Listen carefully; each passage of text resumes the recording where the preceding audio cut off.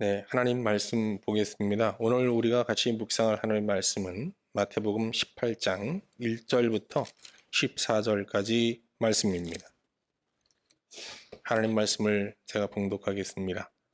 그때에 제자들이 예수께 나와 이르되 천국에서는 누가 크니이까? 예수께서 한 어린아이를 불러 그들 가운데 세우시고 이르시되 진실로 너희에게 이르노니 너희가 돌이켜 어린아이들과 같이 되지 아니하면 결단코 천국에 들어가지 못하리라. 그러므로 누구든지 이 어린아이와 같이 자기를 낮추는 사람이 천국에서 큰 자니라. 또 누구든지 내 이름으로 이런 어린아이 하나를 영접하면 곧 나를 영접함이니 누구든지 나를 믿는 이 작은 자 중 하나를 실족하게 하면 차라리 연자맷돌이 그 목에 달려서 깊은 바다에 빠뜨려지는 것이 나으니라. 실족하게 하는 일들이 있음으로 말미암아 세상에 화가 있도다. 실족하게 하는 일이 없을 수는 없으나 실족하게 하는 그 사람에게는 화가 있도다. 만일 내 손이나 내 발이 너를 범죄하게 하거든 찍어내 버리라. 장애인이나 다리 저는 자로 영생에 들어가는 것이 두 손과 두 발을 가지고 영원한 불에 던져지는 것보다 나으니라. 만일 내 눈이 너를 범죄하게 하거든 빼어내 버리라. 한 눈으로 영생에 들어가는 것이 두 눈을 가지고 지옥불에 던져지는 것보다 나으니라. 삼가 이 작은 자 중 하나도 없인 여기지 말라. 너희에게 말하노니 그들의 천사들이 하늘에서 하늘에 계신 내 아버지의 얼굴을 항상 배웁느니라. 너희 생각에는 어떠하냐? 만일 어떤 사람이 양 100마리가 있는데 그 중에 하나가 길을 잃었으면 그 99마리를 산에 두고 가서 길 잃은 양을 찾지 않겠느냐? 진실로 너희에게 이르노니 만일 찾으면 길을 잃지 아니한 99마리보다 이것을 더 기뻐하리라. 이와 같이 이 작은 자 중에 하나라도 잃는 것은 하늘에 계신 너희 아버지의 뜻이 아니니라. 아멘. 여러분 한 주 어떻게 지내셨는지 모르겠습니다. 저는 지난 수요일 아침에 세종에 있는 한 공사장에 이제 건축 자재를 싣고 내려갔다가 좀 어이없는 일을 당했어요. 공사장 진입로에 이제 불법 주차가 돼 있었어요. 그래서 작은 차들은 들어갈 수 있는데 이제 큰 차가 못 들어가다 보니까 이제 앞뒤로 저도 그렇고 이제 차가 막혀서 못 들어갔습니다. 그래서 이제 차주한테 전화를 걸어서 차를 빼달라고 이제 부탁을 했죠. 그래서 이제 차를 이제 빼러 나왔는데 제가 이제 이렇게 차를 이렇게 주차하면 어떡하냐고 이렇게 한마디 했더니 이 사람이 이 5톤 트럭이나 모는 주제에 하면서요 그냥 차를 두고 가버렸어요. 그래서 나중에 이제 경찰이 와서 이렇게 조정해주고 그래서 해결은 됐습니다만 이 사람의 말에서 보듯이 우리가 사는 이 사회는 어떤 저급한 수준에 의해서 다 이렇게 서열화돼 있어요. 그죠? 서열이 높은 사람은 문제가 안 되지만 서열이 낮은 사람은 이 사회에서 무시당하고 멸시청대를 받고 살고 있는 거죠, 사실. 겉으로 보기엔 우리 신분 사회가 아니고 평등한 사회처럼 보이지만 실제로 이 사회에는 사람을 차별하는 서열이 분명히 있죠. 그 서열이 어디서부터 시작했을까요?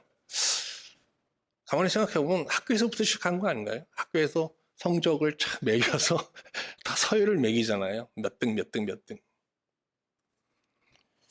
그리고 그 서열에 의해서, 성적 서열에 의해서 어떻게 해요?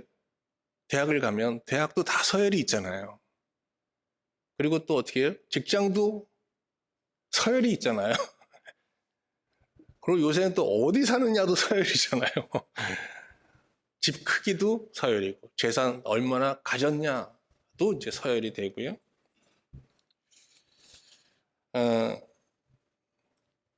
이런 서열화는 우리 사회를 능력에 따라서 그 사람의 능력에 따라서 이렇게 차별 사회로 만들어가고 있는데요.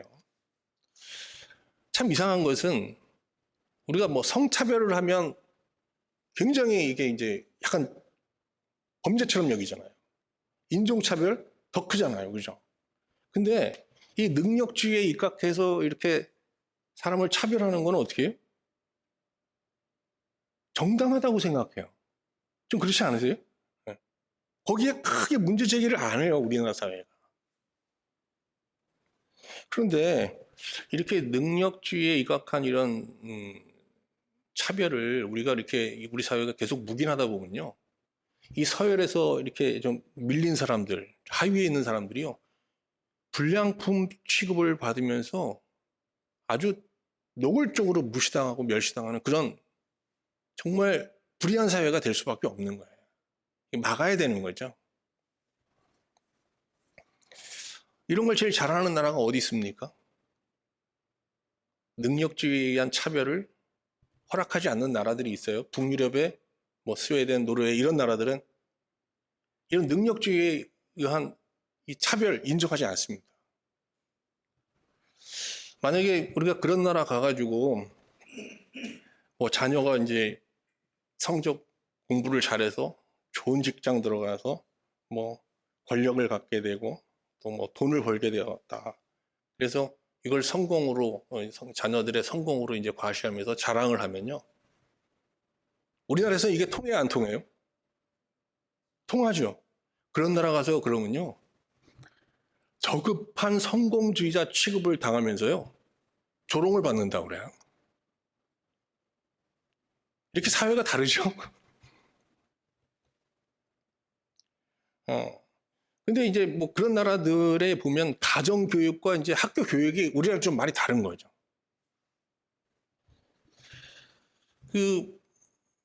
그런 북유럽 국가들의 가정에서는요, 자녀들의 성적이 아니라 자녀들의 행복에 관심을 두고 애들을 양육한대요. 그래서 계속 애들한테 묻는 게 뭐냐면, 너 올해 성적 어떻게 받았어? 이게 아니라 학교 생활이 행복하냐? 교우 생활 행복해? 집에서 행복해? 계속 행복을 묻는다는 거예요. 그리고 학교도 이 교육 목적이 좀 다르대요, 우리랑. 그런 학교들의 이제 교육 목적이 크게 두 가지인데, 하나는 학생들한테 인생을 가르치는 거예요. 삶을 가르치는 거예요.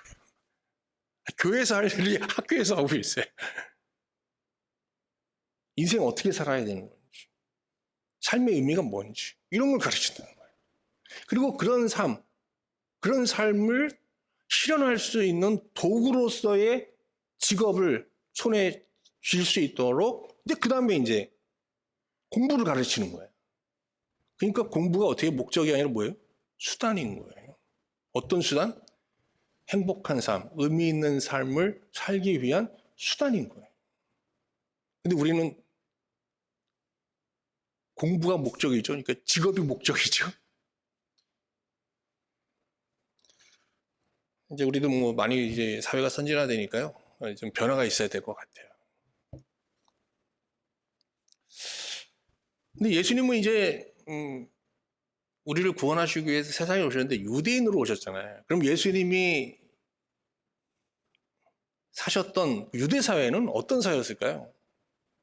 지금과 같은 차별, 서열이 있었을까요? 이게 이제 유대 사회는 철저히 이제 종교 중심의 사회잖아요. 서열이 있었어요. 근데 아주 여러분 상상도 못할 서열이 있었어요. 뭔가 하면 그들은 율법을 지켜야 하나님 천국에 들어가고 하나님 나라에 들어갈 수 있다고 생각했거든요. 그러니까 율법을 중심으로 사회가 서열화돼 있었어요. 율법을 연구하고 지키는 사람이 어떻게 해요? 최상위에 있는 거예요. 누구죠? 바리새인. 바리새인 중에서 누구? 또 바리새인 중에 바리새인 서기관들이 있죠. 율법을 연구하고 막 해석하는 사람. 서기관들이 제일 위에 있는 거예요. 제일 밑에 누가 있을까요? 율법에 반하는 삶을 살고 있는 누구예요? 세리, 창녀 이런 사람들. 우리가 복음서 보면 그런 차별이 막 자주 나오죠. 바리새인들이 세리와 창녀들을 멸시하는 거 자주 나오잖아요. 그런데 예수님은 그 세리와 창녀들을 어떻게 해요? 이게 복음을 전하는 거예요. 그리고 그들이 회심하고 돌아오면 같이 식사도 하고. 상상할 수 없는 일이 유대 사회에서. 그런데 놀라운 것은요, 유대 사회는요, 어린아이들이 율법을 잘 이해하고 지킬 수 없다는 이유로 어린아이들도요, 존중하지 않았어요. 어린아이들을 아주 하위에 두고요. 멸시했어요. 요새 우리는 어린아이가 어떻게 해요? 학교 앞에는 차도 다 속도를 다 줄여야 됩니다, 여러분. 어린아이 보면은 무조건 차 멈춰야 됩니다. 유대 사회는 그렇지 않았어요. 어린아이들의 생명을 온전한 한 생명으로 여기지 않았어요.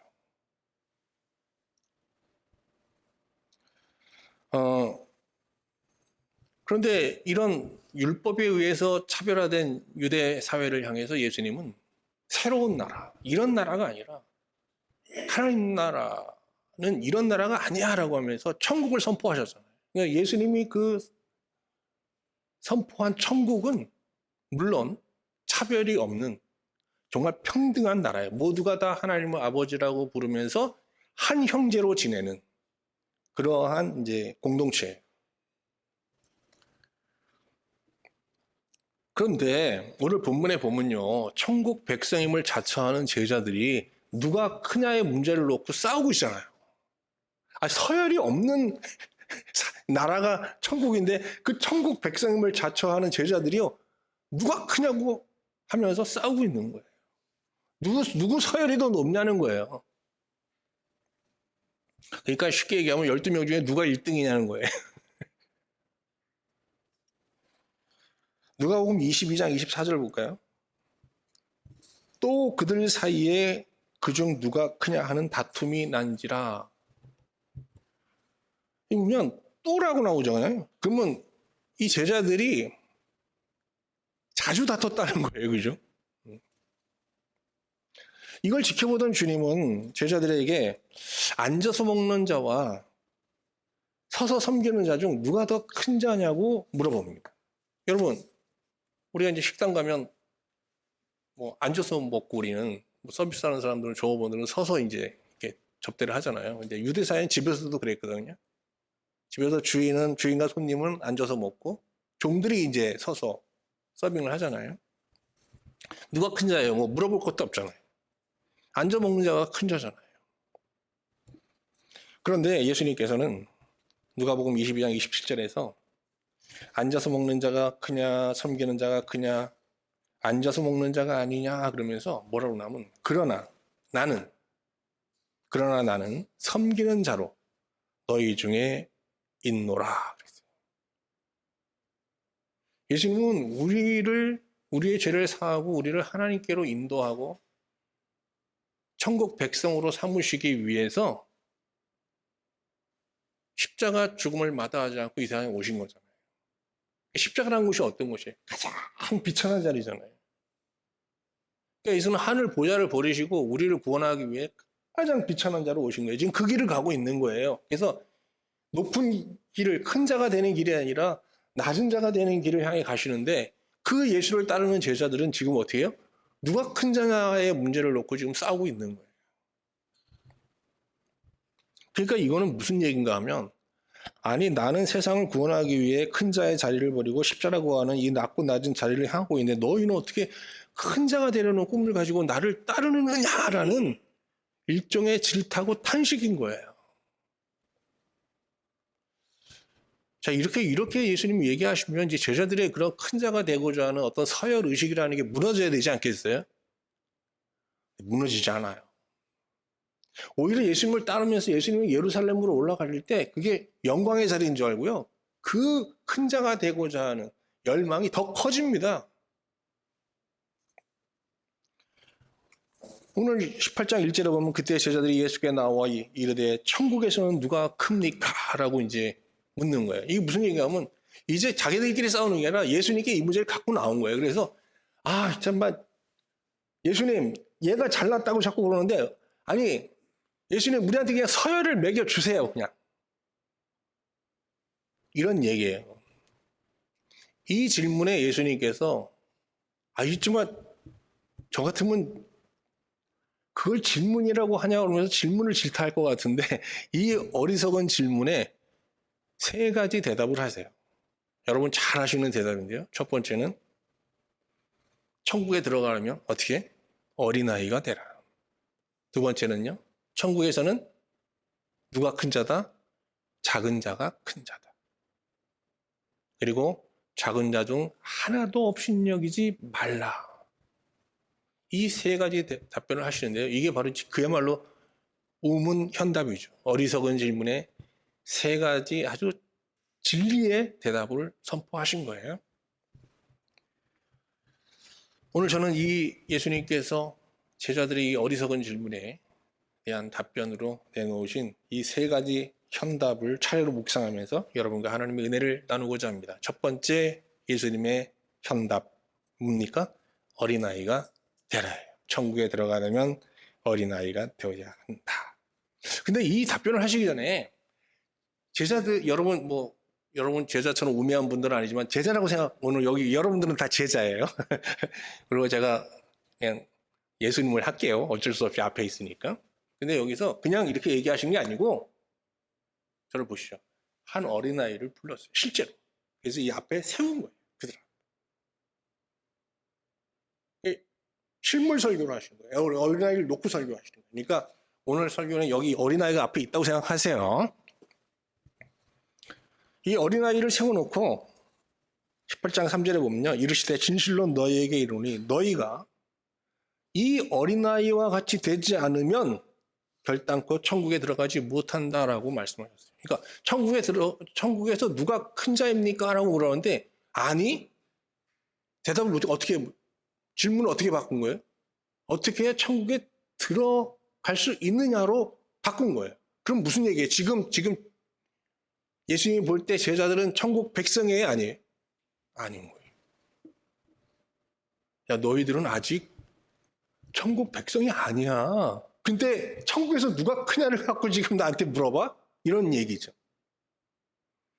너희가 지금 천국 백성이 되려면 이 어린아이처럼 되어야 돼. 근데 이 어린아이는 유대사회, 율법을 중심으로 한 서율로 하면 어디 있는 애예요?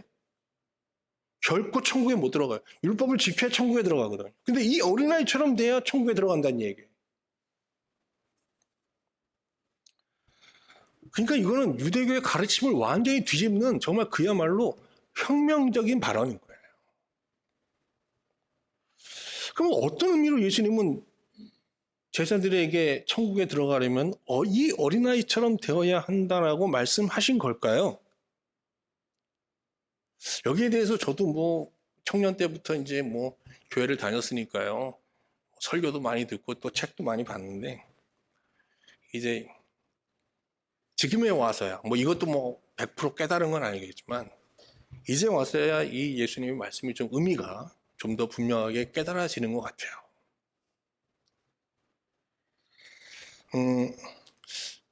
이 바울 얘기를 좀 해볼게요. 바울이 이 어린아이의 심정을 갖고 이제 천국 백성이 되는 과정을 좀 설명드려 볼게요. 바울은 회심 전에 바리새인이었잖아요. 그럼 유대교 서열로 하면 율법을 중심으로 한 서열로 하면 어디 있던 사람이에요? 꼭대기에 있던 사람이에요. 바리새인 중에 근데 바울이 뭐라 했어요? 나는 바리새인 중 바리새인이라고 그랬잖아요. 정말 유대 사회에서 유대교에서는요 최상위에 속한 그런 신자였단 말이죠. 그런데 그 안에서 다른 사람은 그렇게 얘기하지만 바울은 율법을 자기가 지키는 데서 계속 실패하고 있었던 거예요. 내적으로. 정말 그는 자기의 모든 의지와 열정을 다 쏟아서 율법을 지키려고 했거든요. 그런데 내적으로 내면에서 번번이 실패하는 자기의 모습을 발견하게 된 거예요. 그래서 로마서 3장 19절에서 이러한 고백을 하기에 이르게 되죠. 우리가 알거니와 무릇 율법이 말하는 바는 율법 아래에 있는 자들에게 말하는 것이니 이는 모든 입을 막고 온 세상으로 하나님의 심판 아래에 있게 하려 하십니다. 무슨 얘기인가 하면 율법을 막 지키려다 보는데 율법에 실패했잖아요. 결코. 그러니까 뭘 깨달았냐면 율법을 지켜 구원에 이를 수 있는 사람은 아무도 없다는 걸 깨닫게 된 거예요. 모든 사람은 다 하나님의 심판받기에 합당한 자일 수밖에 없다는 고백을 하게 된 거예요. 유대교에서 말한 누구처럼? 어린아이처럼. 어린아이들 율법 못 지킨다고 생각했죠. 이해할 수도 없고 지킬 수도 없다고 생각해요. 그래서 어떻게 해요? 서열에서 제일 하위에 놨잖아요. 그런데 바리새인으로서 바울이 율법을 지키는 신앙생활을 하다 보니까 어린아이만 율법을 못 지켜? 아니, 모든 사람이 다 율법 앞에서는 어린아이와 같이 이 율법을 지킬 수 없는 심판받기에만 합당한 자들이야 라는 선언을 하게 된 거예요. 그래서 로마서 7장 24절에서 오라 나는 공고한 사람이로다. 누가 나를 이 사망의 몸에서 건져내랴 라고 이제 탄식하고 있는 것이죠. 자, 이제 여러분, 예수님께서 천국에 들어가려면 어린아이가 돼야 된다고 말씀하셨는데 그 어린아이 의미 아시겠죠? 뭐예요? 율법 앞에서 어린아이가 돼야 되는 거예요. 율법 아이가 된다는 건 뭐예요? 이 율법을 내 의지와 양심으로 지켜 하나님의 의에 이룰 수 없는 자입니다. 그런 나는 어린아이와 다를 바 없습니다. 이렇게 나가야 되는 거예요. 그러면 어떻게 돼요? 하나님의 도우심을 구하게 되는 거죠. 자, 어린아이들을 보세요. 어린아이는 자기 힘으로 살 수 없다는 걸 알아요. 그래서 어떻게 해요? 항상 자기를 사랑하고 자기를 보호해줄 부모를 찾는 거예요. 부모가 없으면 어떻게 해요? 울어요. 그리고 부모를 찾으면 어떻게 해요? 붙잡고 도움을 요청해요. 그리고 어떻게 해요? 자기를 맡기죠. 그리고 뭘 스스로 하려고 그러지 않고 항상 어떻게 하죠? 도움을 받아서 하려고 그래요.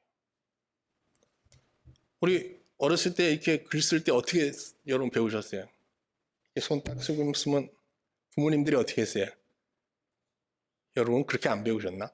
손을 잡잖아요, 우리 손을. 그래서 어떻게 이렇게 써주잖아요. 이거 율법은 이렇게 지키는 거예요. 이럴 때만 지킬 수 있는 거예요, 우리는.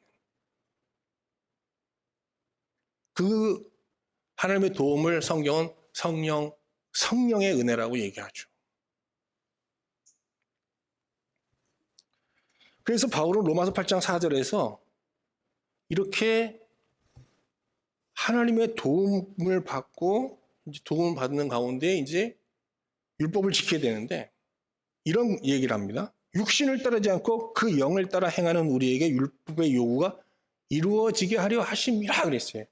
자, 육이라는 건 뭔가 하면 의지예요, 의지. 영이라는 건 뭐예요? 그 영을 따라하는 건 성령에 사로잡힌 우리의 의지를 말하는 거예요. 내 의지가 여기 있어요. 의지로 향하는 건 뭐예요? 육이에요. 근데 이게 성령께서 이렇게 탁 오셔서 우리를 붙잡아 주셨을 때 성령의 지배 아래 행하는 의지, 이거는 뭐냐? 영이라고 하는 거예요. 영.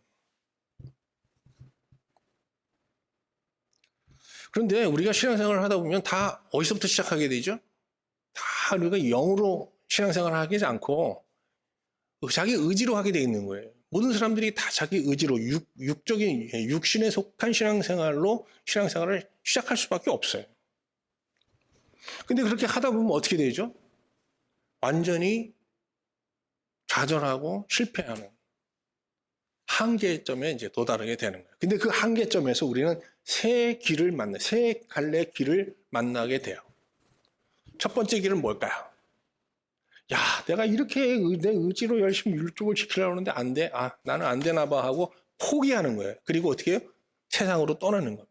신앙생활 포기하고 세상으로 떠나는 거예요. 성경에 보면 그런 사람들이 있어요, 없어요? 있습니다. 그들은 세상을 향해 떠난다 얘기하죠. 두 번째 길은 뭐냐?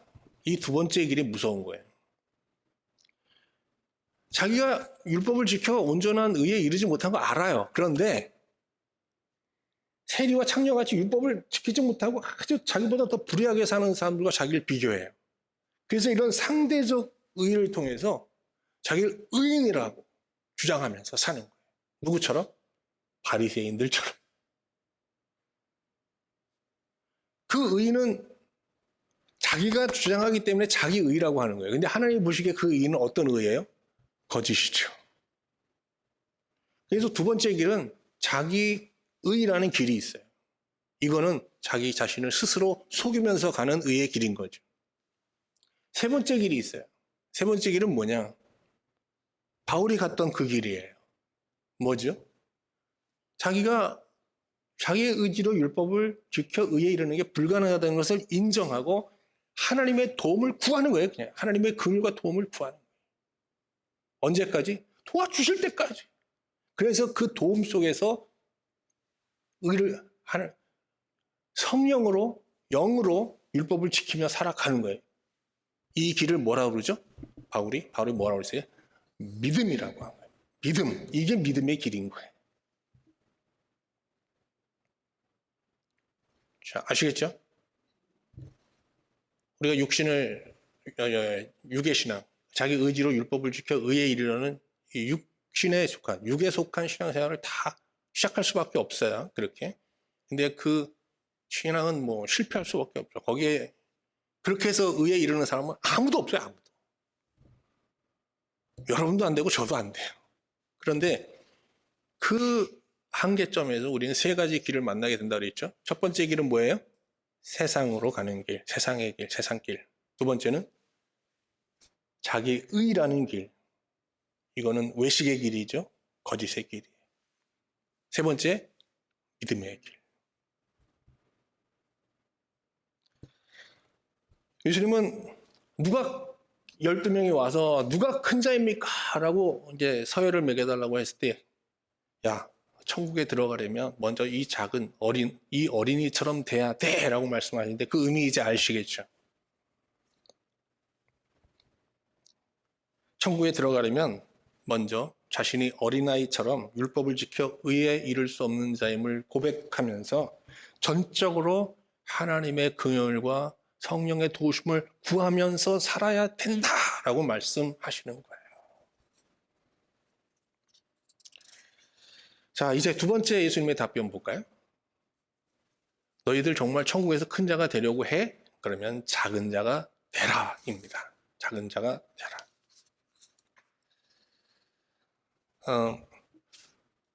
우리 신약 성경에는요, 자기 의에 입각해서 이제 하나님을 섬기는 이 미성숙한 이 신자를 네피오스라고 해요. 네피오스. 한번 따라해봅시다. 뭐라고 그런다고요? 네피오스. 우리 성경에는 어린 아이로 번역되어 있어요. 여기 예수님께서 지금 앞에 세우는 어린아이를 얘기할 땐 파이디온이라고 하는 거예요. 파이디온은 중립적인 거예요. 그냥 진짜 어린아이를 얘기할 때 파이디온이라고 그러는 거예요. 어떤 의미를 부여한 게 아니에요. 그런데 네피오스라는 이 네피오스도 어린이라고 번역이 되고 있는데 우리 성경이 번역하고 있는데 이거는 부정적 의미예요. 뭔가 하면 겉으로 잘 믿는 척해. 그런데 어떻게 해요? 자기 의지로 율법을 지켜요. 그러니까 어떻게 해요? 실질적으로 하나님 보기에는 어떻게 해요? 굉장히 미성숙한 신자들이잖아요. 근데 겉으로는 어때요? 자기는 의롭다고 얘기하는 사람들이에요. 그러니까 요새 뭐 현대어로 말하면 성인 아이란 말이 있죠. 몸은 성인인데 아직 정신이나 마음은 어린 그런 사람을 우리가 미성숙한 사람을 성인 아이라고 그러잖아요. 마치 이 성인 아이를 얘기하는 거예요. 이게 바로 뭐예요? 네피오스예요. 예를 들어서 고린도전서 3장 1절 말씀 볼게요. 형제들아 내가 신령한 자들을 대함과 같이 너에게 말할 수 없어서 육신에 속한 자 곧 그리스도 안에서 어린 아이들을 대함과 같이 하노라 그러죠. 여기 어린 아이는 뭐예요? 바로 네피오스예요. 자, 지금 제자들은 천국 백성임을 자처하면서 예수님 앞에 나와서 누가 큰 자냐고 막 물어봐요. 그 서열을 매겨달라고 그래요. 이런 사람들이 바로 어떤 사람들이라고요? 네피오스예요.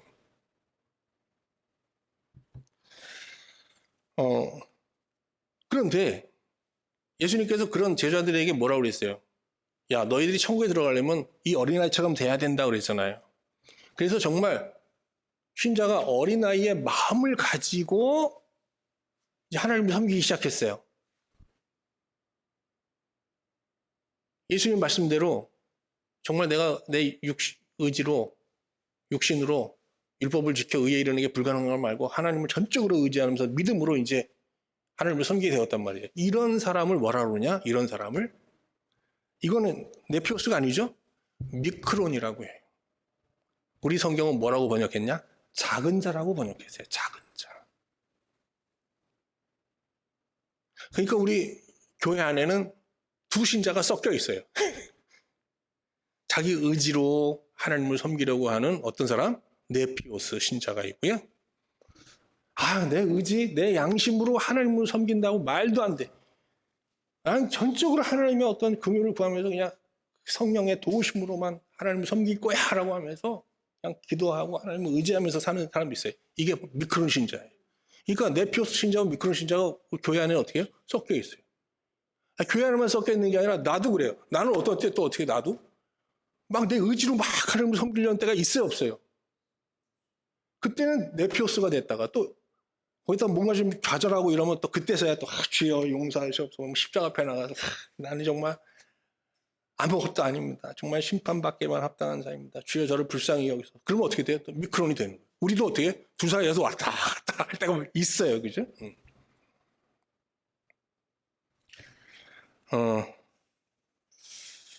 이제 이게 누가 큰 자냐 하는 문제를 이제부터 집중적으로 다루게 되는데 예수님께서 세례 요한 얘기를 잠깐 해볼게요. 이제 정말 세례 요한은요, 이 자기 의지로 양심으로 하나님을 섬기는 이 육신에 속한 신앙으로는요 최고 절정에 도달한 사람이에요. 자, 세례 요한은 어떻게 살았어요? 요단강에서 사람들이 막 죄를 폭로하잖아요. 그래서 회개를 촉구하면서 세례를 주고 이제 어떻게 살아라? 이젠 윤리적으로 살아라. 바르게 살아라. 이렇게 막 결단을 시키잖아요. 그러니까 세례 요한이 여기 와서 오늘 만약에 여러분 예배를 인도하였으면 여러분 다 여러분 지었던 죄들을 낱낱이 고백합니다. 그럼 다 불꿉니다. 그러면 다 엎드립니다. 다 회개하고 막 울고 불고 이제 어떻게 사시겠습니까? 정말 주님 뜻대로 바르게 뭐 윤리적으로 거짓 없이 살 사람 나오라 그러면 다 나와서 결단하고 이게 세례 요한이에요. 그런데 세례 요한은 그런 그냥 일종의 부흥사가 아니라 실제로 그렇게 산 사람이에요. 놀랍죠. 헤롯의 죄까지 폭로하면서 어떻게 해요? 옥에 갇혔잖아요. 옥에 갇혀서도 굴하지 않고 어떻게 해요? 자기 목숨을 내놓고 정의를 외친 사람이에요. 그러니까 이 육신의 신앙, 자기 의지로 하나님을 섬기는 신앙에 있어서 세례 요한보다 더 의로운 사람이 예수님께서 어떻게 해요? 없다. 여자가 낳은 자 중에 세례 요한보다 더 큰 자가 없다라고 얘기했어요. 그러니까 유대 사회가 율법을 중심으로 사람을 서열했는데 예수님이 볼 때 그 서열의 제일 꼭대기에 누가 있어야 돼요? 세례 요한이 있어야 돼요. 근데 세례 요한이 이렇게 옥에 갇혀 있을 때 예수님을 이렇게 보니까 자기보다 더 메시아니까 더 의로워야 되잖아요. 근데 예수님 하는 거 보니까 아니 이게 좀 이상한 거예요. 아 이분이 막 세리와 참녀들한테도 복음을 전하고 그들이 또 회심하고 돌아오면 막 기뻐하면서 그들과 함께 포도주도 마시고 뭐 음식도 같이 먹는 거예요. 아 이 행보를 이렇게 지켜보다가 이제 의심이 생기네요. 아, 저 사람 정말 메시아가 맞아? 그래서 자기가 갈 수 없으니까 제자들을 예수님께 보낸 거예요. 그래서 당신이 오실 메시아가 맞냐고 물어보잖아요. 요한의 제자들이 와서. 그러니까 어떻게 얘기했겠어요? 표정이. 떨떠름한 표정으로 와서 아니 예수님 우리 지금 선생님 세례 요한은 옥중에서 지금 고초를 받고 있는데 여기서 지금 뭐 하시는 겁니까? 이 세리와 죄인들하고 지금 뭐 하시는 거예요? 아니 당신이 진짜 메시아 맞아요? 이렇게 물어보는 거예요. 그들이 볼 때 예수님은 세례 요한보다 더 높은 서열이 더 높아야 되는데 보니까 저 밑에 자기들 수준 아니 자기보다 못한 수준에 있는 것 같은 거예요. 예수님께서 뭐 어쨌든 그들에게 뭐 설명을 하고 자기가 메시아임을 증거하고 돌려보냅니다. 세례 요한의 제자들이 가자 예수님의 제자들이 예수께 나와서 세례 요한에 대해서 묻죠. 건방지다 이거죠. 예수님 세례 요한은 도대체 어떤 사람이에요? 물어본 거예요. 그때 예수님께서 마태복음 11장 11절에서 놀라운 말씀을 하시죠. 여러분 다 아시죠? 유명한 말씀이에요. 내가 진실로 진실로 너에게 말하노니 여자가 낳은 자 중에 세례 요한보다 더 큰 이가 일어남이 없도다. 그 다음이 중요해요. 그러나 천국에서는 극히 작은 자라도 그보다 크니라. 여기 작은 자가 뭐예요? 미크론이에요. 미크론. 여러분 이 시간 여러분들이 정말 어린아이의 심령으로 자기가 자기 의지로 정말 하나님을 섬길 수 없는 심판받기만 합당한 자임을 고백하면서 성령을 의지해서 믿음으로 섬기고 있다. 그럼 여러분 작은 자죠. 여러분들이 근데 그 하나님의 의에 이룬 수준과 세례 요한을 비교하면요. 누가 높다는 거예요?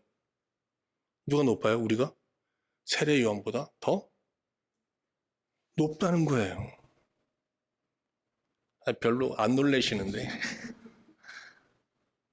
우리가 정말 어린아이의 실존으로 미끄러운 신자로서 믿음으로 하나님을 섬긴다면 우리가 믿음 가운데 도달한 그 의의는 세례 요한이 육신으로 의지로 도달한 의의보다 더 높은 수준의 의의라는 거예요. 그러면 그 의의 자리에서 우리가 누리는 복은 뭘까요? 누릴 수 있는 복은 하나님께서 자기 얼굴을 우리에게 나타내 주시는 그런 은혜를 베풀어 주시는 거예요. 그걸 우리가 영생이라고 강 같은 은혜라고도 하고 그러는 거죠. 자, 이제 세 번째 예수님의 답변 보겠습니다. 작은 자를 업신여기지 말라입니다. 앞에서 잠깐 말씀드렸다시피 교회는 본시 미크론 신자로만 구성되어 있어야 되잖아요. 근데 그런 교회는 있을 수가 없어요. 왜? 우리 신앙은 어디서부터 시작해요? 내 의지로 시작하잖아요. 그러니까 어디에요? 네오피스 신자로부터 시작하는 거예요. 그죠? 육신에 속한 신앙에서부터 시작할 수밖에 없어요. 그러니까 교회 안에는 네피오스 신자, 육신으로 하나님을 섬기는 육에 속한 신자와 미크론, 영으로서 하나님을 섬기는 영에 속한 신자가 섞여 있는 거예요.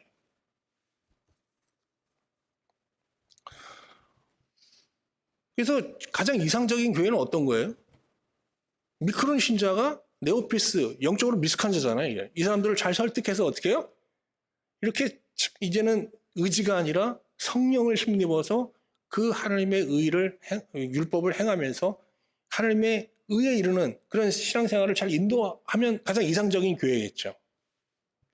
그런데 그런 교회가 많지는 않은 거예요. 때로는요. 이 영적으로 미숙한 자죠. 바리새인들처럼. 이런 사람들이 교회에서 선생 노릇을 하고 오히려 미크론 신자들은 그들의 지도 아래서 신앙생활을 해야 되는 그런 네오피스 신자, 육신에 속한 신자들이 주도하는 교회들이 있을 수 있는 거예요. 그러면 그런 교회 안에 있는 신령한 신자들은 어떻게 돼요? 이걸 교회를 다녀야 돼 말아야 돼 하는 고민에 빠지게 되는 거예요.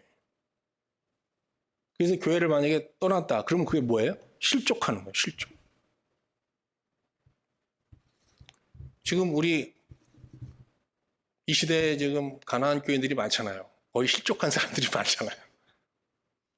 그들이 실족한 거는 그들의 책임도 있을지 모르지만 교회 안에 교회가 그들에게 너무 큰 실망을 줬기 때문에 어쩌면 교회를 떠났을지도 모르는 거죠. 이미 교회가 세상의 조롱거리가 되게 하는 것은 사실 미크론 신자가 아니라 누구예요? 네피오스 신자들이에요. 육신에 속한 자들이에요. 근데 예수님께서 이런 교회의 현상을 우려하시면서 이런 말씀을 하십니다. 마태복음 18장 6절입니다. 누구든지 나를 믿는 이 작은 자 중 하나를 실족하게 하면 차라리 연자 맷돌이 그 목에 달려서 깊은 바다에 빠뜨려지는 것이 나으니라. 이 네피오스 신자들이 미크론 신자들을 실족해 하는 죄를 범하면 연자 맷돌을 목에 매서 바다에 던지는 것보다 더 큰 형벌을 받게 될 거야 라고 아주 그냥 굉장히 강하게 지금 경고하시는 거거든요. 여러분 맷돌도 무겁잖아요. 근데 연자 맷돌은요 사람이 돌리는 맷돌이 아니라 이게 나귀가 돌리는 맷돌이니까 이게 얼마나 무겁겠어요. 그걸 목에 매서 던져지면 어떻게 해요? 그냥 살아날 수가 없는 거예요. 그거보다 더한 형벌을 받게 될 거다라고 경고하시잖아요. 여기서 실제로 주님께서 우리를 그렇게 막 가혹하게 막 우리를 지옥에 던지고 막 이러는 게 아니고 그냥 그 네피오스 신자들이 교회를 주도하면서 미크론 신자들을 실족해 하는 이 상황을 너무 마음 아파하는 거예요. 그런 일을 막으려고 하는 거예요. 그걸 그냥 막으려고 몸부림치시는 거죠. 그러면 이 네피오스 신자가 이 미크론 신자를 실족케 하는 이런 일이 교회에서 발생하지 않게 하는 가장 효과적인 방법은 뭘까요? 이 강단에 있는 거예요. 이 강단에서 어떻게 뭘 해야 돼요? 자기 의지로 하나님을 섬기는 이 육신에 속한 신앙의 한계를 계속 얘기해야 되잖아요. 그죠? 그거는 온전한 신앙이 아니라 결코 하나님의 의에 이를 수 없는 그건 절름발이 신앙이고, 그것은 온전한 신앙이 아니라 정말 몸으로 하면 어떤 장애를 가진 그 불완전한 신앙임을 계속 외쳐야 되는 거예요. 그리고 어떻게 성도들에게 미크론의 신앙, 믿음의 신앙을 계속 외쳐야 되는 거죠. 결국 이 강단에 달려있는 거예요.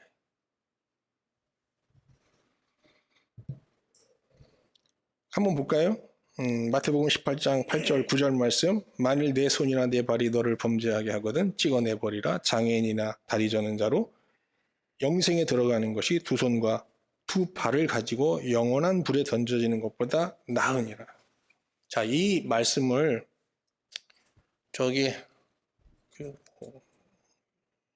이슬람 교도들은 문자적으로 해석해서 정말 죄를 지으면 어떻게 해요? 도둑질하면 팔을 자르잖아요. 좀 무서운 인간들이 그런 의미가 아니에요. 여러분, 손이 이상한 짓 한다고 손 절대 자르시면 안 됩니다. 이건 영적인 얘기거든요. 자, 우리가 내 의지라는 걸 하나의 몸으로 한번 생각해봅니다. 내 의지로 뭘 막 지키려고 해요. 율법을 지켜 의에 이르려고 해요. 돼요? 안 돼요? 안 되잖아요. 그래서 어떻게 돼요? 그러면 그 의지를 어떻게 돼요? 포기해야 되잖아요. 그죠? 안 되는구나 하고 내려놓는 거. 이것도 안 되고, 이것도 안 되고, 이걸 지키는 것도 안 되고, 다 안 된다는 걸 하나씩 깨닫고 그걸 버리는 게 뭐냐? 내 팔을 자르는 거고, 내 다리를 자르는 거예요.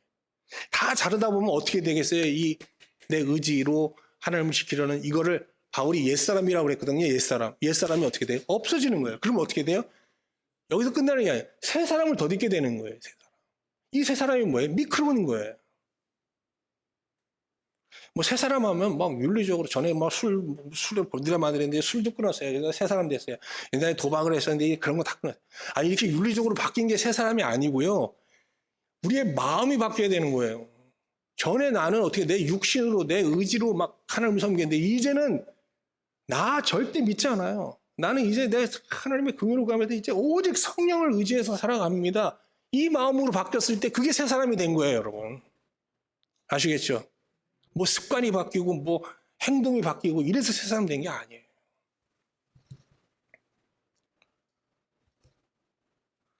우리 한국 사회는 뭐 술, 담배 끊으면 새 사람 된 거로 막 인정해버려요. 근데 술, 담배 끊는 신자 중에 더 이상해진 신자들 많이 있잖아요, 우리 주변에.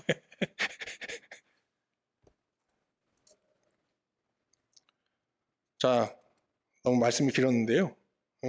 그러면 이렇게 우리가 미크론의 신자로 하나님을 섬길 때 받게 되는 은혜가 뭐라고 했어요? 하나님의 얼굴을 우리가 보는 은혜를 누리게 되는 거예요. 자, 한번 하긴 해볼까요? 18장 10절 말씀. 삼가 이 작은 자 중에 하나도 없인 여기지 말라. 너에게 말하노니 그들의 천사들이 하늘에 계신 내 아버지의 얼굴을 항상 배웁니다. 자, 하나님과 우리 사이에 천사가 있어요. 그럼 내 천사가 하나님의 얼굴을 배웠다는 건 누가 본 거예요? 내가 본 거예요. 하나님의 얼굴이라는 게 뭐, 하나님의 얼굴을 보면 뭐가 보이겠어요? 우리가 직접 보지를 않으니까 천사가 봤다고 하는 건데, 마음으로는 볼 수 있잖아요. 눈으로는 볼 수 없지만. 우리가 마음으로 하나님의 얼굴을 볼 때, 하나님의 완전한 사랑을 느끼게 되고, 하나님이 변하지 않는 우리를 향한 마음, 하나님이 항상 우리와 함께 하심, 이런 걸 확신하게 되면서, 이 세상의 유혹과 세상의 어떤 위협을 능히 물리칠 수 있는 어마어마한 무한한 어떤 은혜를 공급받게 되는데, 이걸 바로 이런 복을 영생이라고 하는 거예요. 영생은 죽어서 천국 가는 게 아니라 지금 누리는 거예요. 다 현재형으로 되어 있잖아요. 성경에서 영생이라는 게 미래형으로 되어 있지 않잖아요. 이게 바로 영생인 거예요. 영생의 은혜. 이 은혜가 우리 안에, 이 은혜가 강같이 막 흘러갈 때 우리가 이 세상을 이길 수 있는 거예요. 근데 아무리 강단에서 우리가 이렇게 믿음의 복음을 막 외쳐도 교회 안에서 네오피스 신자가 미크로 신자를 실족하게 하는 일이 안 일어날 수는 없잖아요. 예수님이 그랬잖아요. 일어날 수밖에 없잖아요. 그럼 어떻게 처리할 거냐 하는 거예요. 이걸 어떻게 처리할 거냐. 여기서 교회가 미숙한 네오피스 신자가 미크로 신자를 막 실족하게 한 일이 있을 때 그러면 네오피스 신자를 바로 잡으면서 말을 안 들으면 어떻게 해요? 출교시키잖아요. 그러면 그 사람은 어떻게 되는 거예요? 실족시키는 거잖아요. 근데 그게 가장 쉬운 방법이잖아요. 이 세상은 다 그러잖아요. 자, 범죄자가 있어요. 근데 권면을 해요. 근데 잘 안 들어요. 그럼 어떻게 해요? 교도소로 보내버리잖아요. 근데 교회는 그래서는 안 된다는 거예요. 왜? 그도 실족시키지 말아야 돼. 그러니까 네오피스 신자가 미크론 신자를 실족시키는 걸 막기 위해서 네오피스 신자를 실족시킨다? 교회에서 추방시킨다? 안 된다는 거예요. 그들을 누구도 실족시키지 않는 그 선에서 뭔가 이거 해결해야 되는 거예요. 그 방법이 뭘까요? 갈라디아서 6장 1절 2절에서 그 놀라운 비법을 바울이 말합니다. 한번 같이 볼까요? 갈라디아서 6장 1절 2절입니다. 형제들아, 사람이 만일 무슨 범죄한 일이 드러나거든 네오피스 신자가 미크론 신자를 실족하게 하는 일이 일어나거든 어떻게 하라는 거예요? 신령한 너희는 온유한 심령으로 그러한 자를 바로잡고 그냥 막 쫓아내면 안 된다는 거예요. 온유한 심령으로 너희 자신을 살펴보아 너도 시험을 받을까 두려워하라.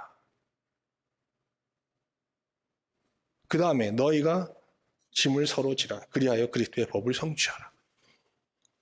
그럼 여기서 말하는 그리스도의 법, 이 어떤 실족하게 하는 범죄를 해결하는 그리스도의 법이 뭐예요? 법이.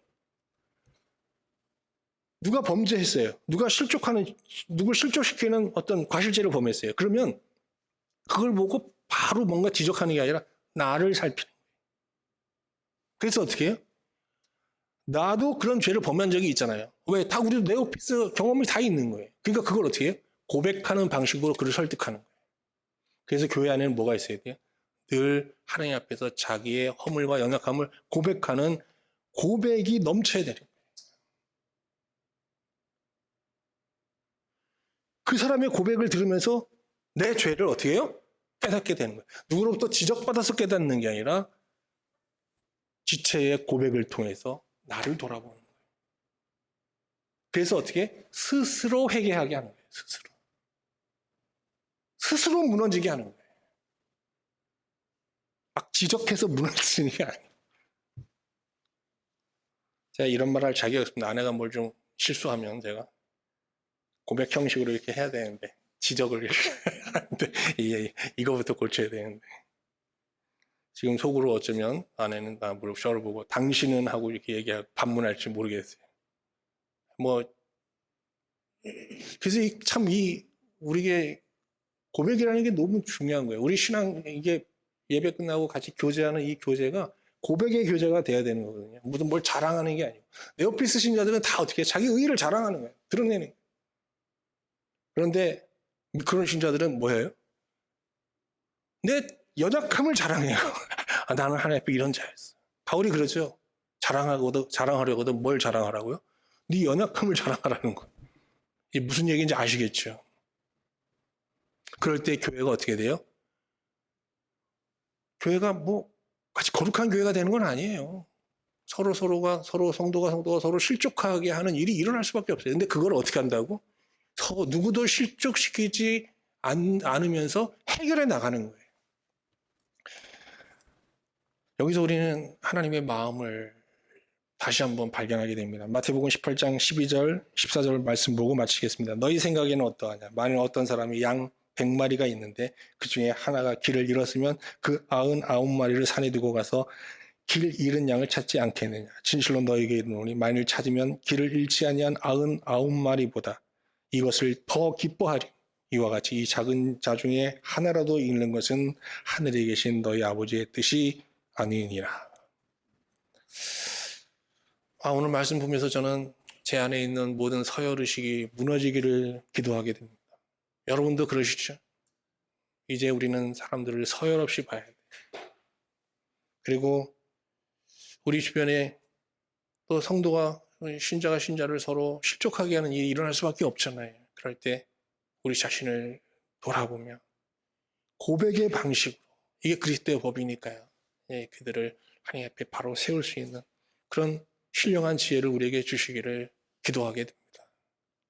나아가 우리가 속해 있는, 우리가 몸담고 있는 교회, 가정이 정말 하나님의 영광을 늘 작은 자의 실존으로 바라보면서 영생의 은혜가 정말 강물같이 흐르는 우리 가정이 되고 또 교회가 될 수 있기를 소망합니다.